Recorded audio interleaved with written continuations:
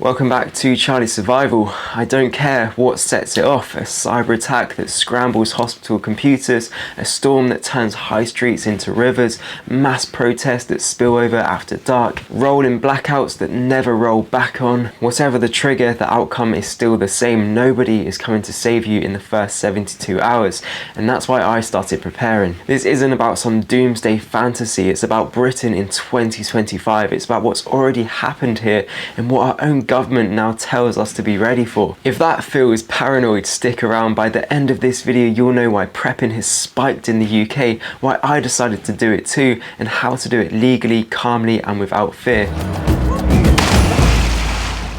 Prepping here isn't just an American import with bunkers and AR-15s. In the UK, it's become officially sensible.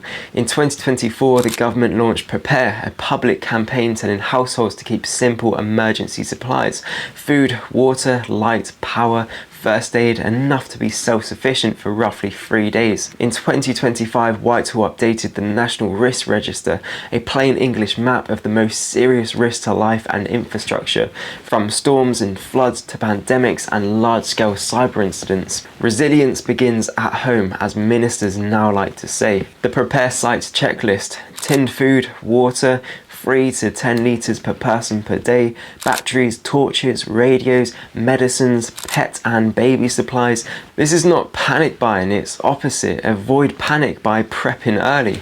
Why now? I started because streets don't feel the same. More aggressive atmosphere at night, more headlines about knives and shoplifting, big protests every other weekend, the channel crossings, the Ukraine war pushing up bills. It wasn't one thing, it was the stack. Let's break the stack down. Crime and feeling unsafe. The numbers are nuanced. The latest Office for National Statistics data shows long-term falls in many victim-based crimes over the last decade, while knife-enabled offences and shoplifting have recently ticked up. In the year to March 2024, offences involving knives or sharp instruments in England and Wales were about 50,500, up 4.4% on the previous year. Shoplifting hit record levels in the most recent figures, and a lot of cases still end up with no suspect identified, which fuels the sense that nothing happens when you report it. Perception matters. Survey constantly shows many women feel unsafe walking alone after dark.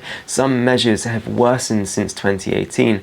You don't need a statistic to know that that lands. You can feel it at a bus stop at 11 p.m. Prepping for me started as a way to reduce anxiety, plan routes, carry a torch and a power bank, know my exits and emergency contacts. Protests and civil disorder. The UK saw some of the biggest marches in years, hundreds of thousands on pro-Palestine demonstrations in 2023, largely peaceful.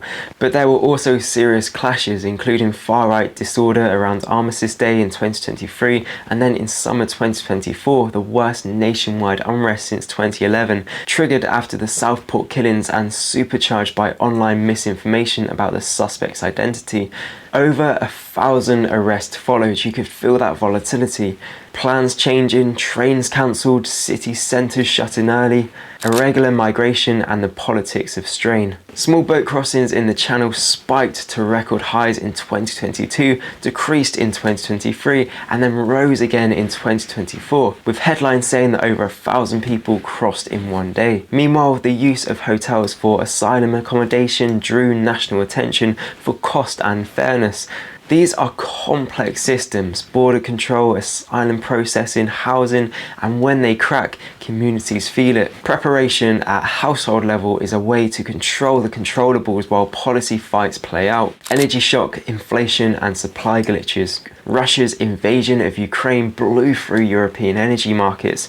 UK inflation paced up at 11.1% in October 2022, a 41-year high before easing back towards target in 2024-2025. In winter 2022-23, the grid operator even warned of worst-case rolling cuts. Supermarkets rationed salad items in early 2023 after bad weather in Spain and Morocco. One lesson: our just-in-time own nothing and be happy disposable subscription life is fragile. A few shelves go bare and you instantly understand why a couple weeks food in the cupboard feels calming.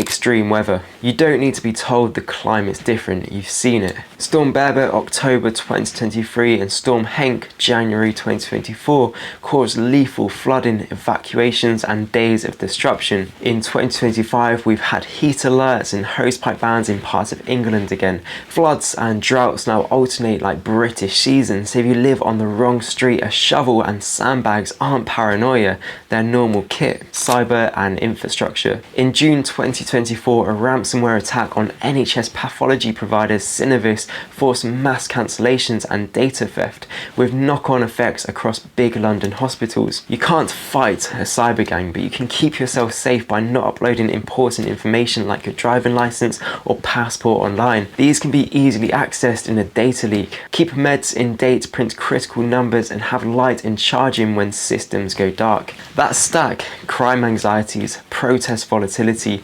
migration headlines, energy and food shocks, floods, cyber attacks. It doesn't mean doomsday, it means grown-up resilience. The government is quietly telling you to prep.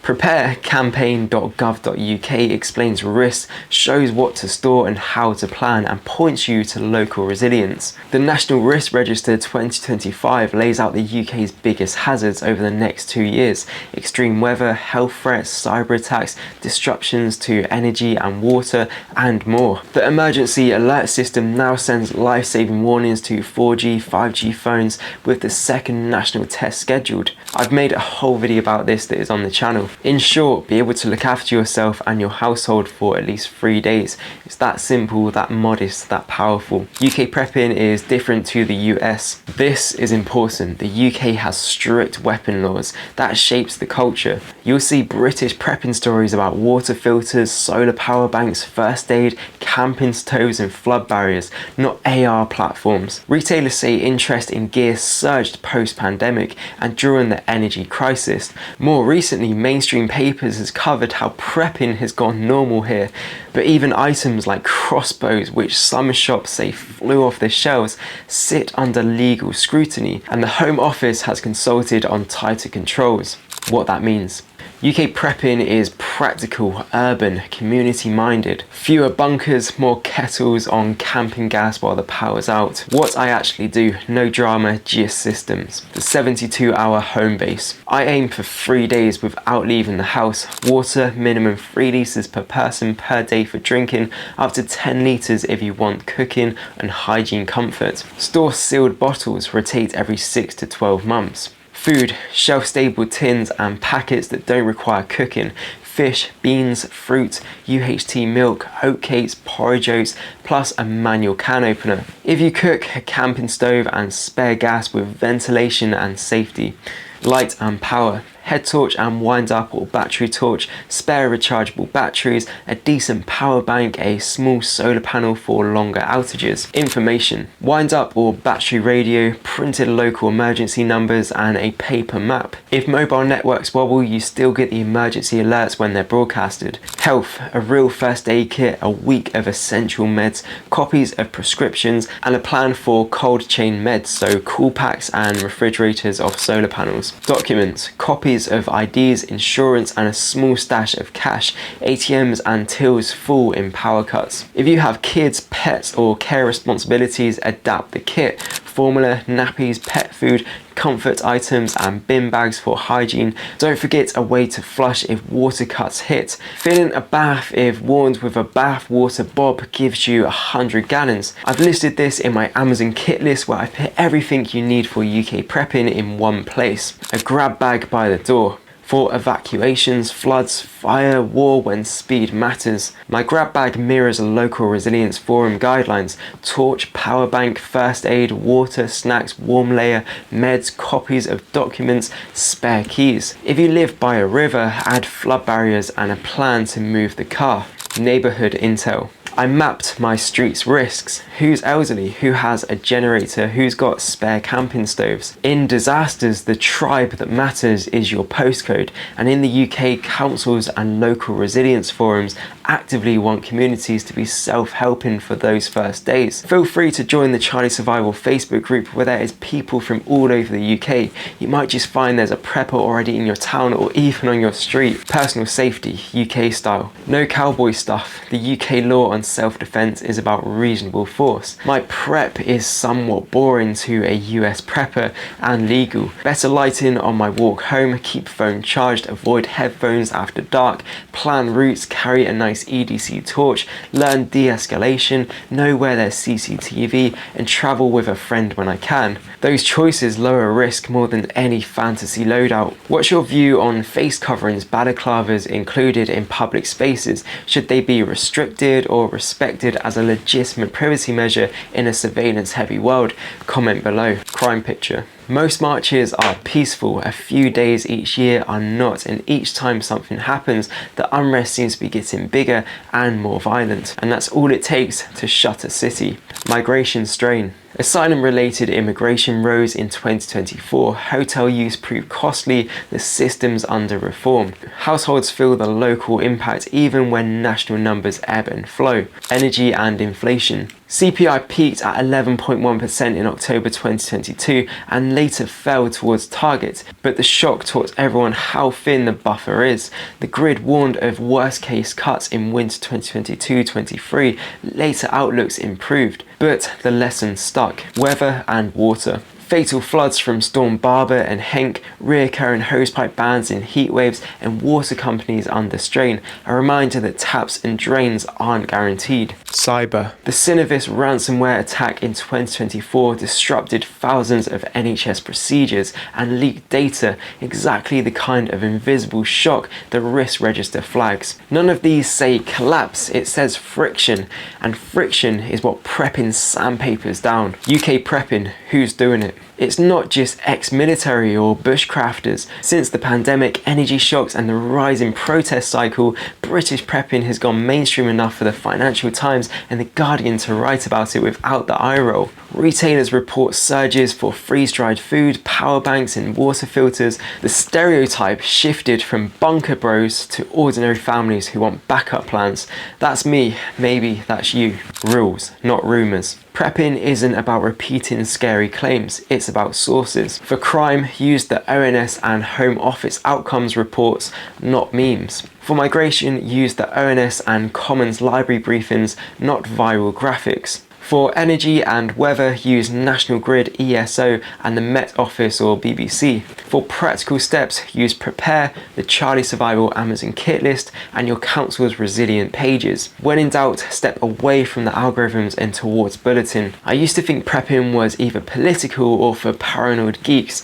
Then I watched a winter where we were one cold snap away from load shedding, a spring where food shelves became bare, a summer where online news turned into smashed windows 2 miles from my home, an autumn when the flood map looked like someone had spilled blue ink over the country. So I did the small things. I put together a 72-hour kit, I learned to filter water, I brought a wind-up radio, I wrote a household plan, I checked in with neighbours, nothing extreme, no bunker, no cosplay, just a buffer. What changed wasn't the kit, it was my brain. I slept better knowing I can keep the lights on literally and figuratively for a few days, even if the news is on fire. What to do this weekend? 1. Make a 10-minute plan. Who you call, where you'll meet if phone dies, how you'll get meds, print it, put it on the fridge. 2. Build a calm 72-hour kit. Start with what you have. Add water, torches, batteries, first aid. Don't overbuy. Rotate, keep receipts. 3. Map your local risks. Flood zone, high rise, rural power cuts. Your risks shape your kit. Sandbags versus snow shovel, stove versus spare blankets. 4. Sort power and comms. 1 good power bank per adult, car charger, wind up radio, a multi-plug lead in your go bag. 5. Skill over stuff. First aid course, basic DIY, cooking without power, reading a paper map, that's 90% of it. 6. Stay legal, don't improvise weapons, don't carry prohibited items. If you're curious about tools like crossbows, read the law and follow any new rules. 24/7. Subscribe to alerts, turn on emergency alerts on your phone, follow your council and local police on socials, keep one offline backup of critical numbers. The UK version of Tribe. Prepping doesn't have to be isolationist. The best prep is a street WhatsApp or Signal group that checks on the window at number 12 when the power goes. It's a spare kettle for the family upstairs. It's car sharing during floods. We saw it after storms. We saw it during blackouts. We even saw it on days when protests snarled the city and strangers passed out bottles of water.